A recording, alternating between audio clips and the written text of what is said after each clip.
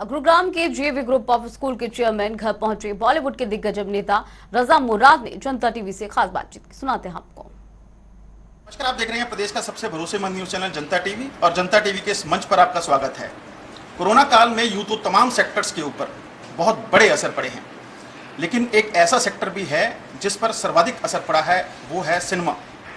आप सोच रहे होंगे कि साइबर सिटी गुरुग्राम के अंदर आज सिनेमा की बात क्यों कर रहे हैं, क्योंकि हमेशा क्राइम की बात की जाती है या फिर राजनीति की बात की जाती है।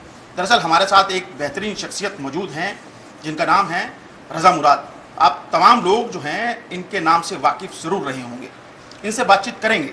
सर, स्वागत है जनता टीवी के इस मंच पर आपका। धन्यवाद। क्या कुछ कहेंगे सर, कितना प्रभाव कोरोना काल के अंदर सिनेमा के ऊपर पड़ा है? मुझसे किसी ने ये सवाल किया था कि कितने उतार चढ़ाव आए हैं। मैंने कहा कुछ चढ़ाव नहीं आया है, उतार ही उतार आया है, क्योंकि सिनेमा बंद हैं। हमारी जो भी इनकम होती है या जो भी रिटर्न आता है वो टिकट खिड़की से आता है। अब क्योंकि सिनेमा बंद हैं तो यकीनन टिकट खिड़की बंद है।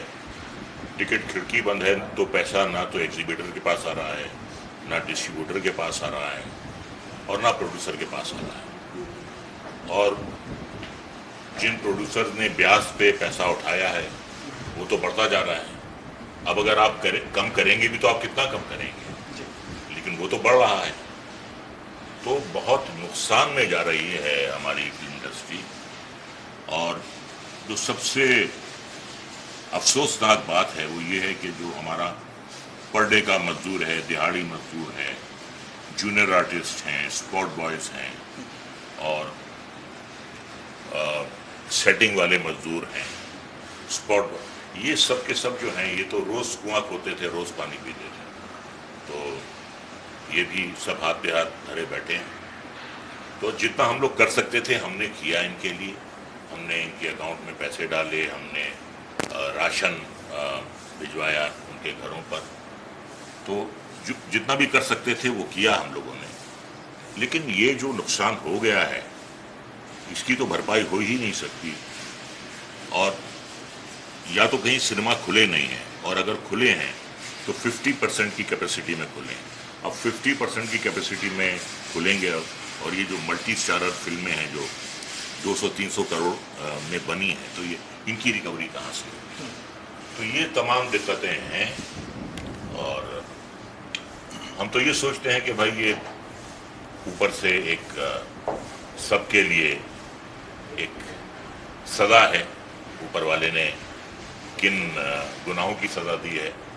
लेकिन ये वो सज़ा है कि पूरी दुनिया जो है एक ही कश्ती में सवार है। दुनिया का कोई भी इंसान ये नहीं कह सकता कि मैं इससे प्रभावित नहीं हुआ।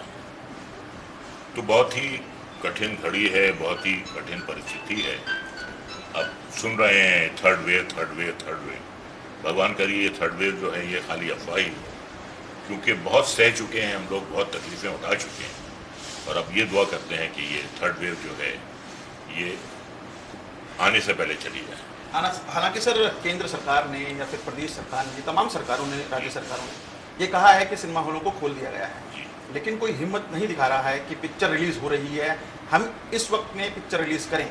डर क्यों है? और क्या लगता है कि आपको सोशल डिस्टेंसिंग की बात की जाती है, सिनेमा हॉल के अंदर सोशल डिस्टेंसिंग को अगर मेंटेन करेंगे तो कैसे सिनेमा हॉल चालक जो है वो पैसा कमा पाएगा? हाँ, नहीं, आप बिल्कुल सही कह रहे हैं। पहली बात तो ये है कि बहुत से घर वाले जो हैं अपने परिवार के सदस्यों को जाने ही नहीं देंगे कोरोना के डर से। और जैसा कि मैंने आपसे पहले कहा कि कई 100 करोड़ की जो फिल्म है वो 50% कैपेसिटी में तो उसकी रिकवरी हो नहीं सकती। तो ये सारी दिक्कतें हैं। अब अगर सरकार कहती भी है कि आप सिनेमा घर खोल सकते हैं, तो सवाल यही है कि अब ये तो आने वाला वक्त ही बताएगा कि जब पूरे तौर पे फुल कैपेसिटी में सिनेमा हॉल खुलेंगे तो कितने दर्शक उसे देखने के लिए जाएंगे, ये तो आने वाला वक्त ही बताएगा।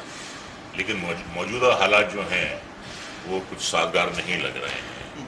लोगों के दिलों में अभी भी खौफ है। और जब तक मैं समझता हूँ कि 100% हमारे देशवासियों को 2 वैक्सीन नहीं लगेंगे, तब तक तो ये रहने वाला है। अच्छा सर, एक विकल्प के तौर पर भी सामने आया है, चाहे हम ओटीटी की बात करें या फिर वेब सीरीज की बात करें, इस विकल्प को कैसे देखते हैं आप?